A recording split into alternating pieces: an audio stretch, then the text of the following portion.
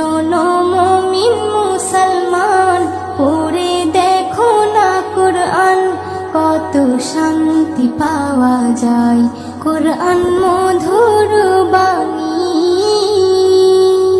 প্রতিটি হরফে 10 নেকি আছে, আমলে জমা হয়।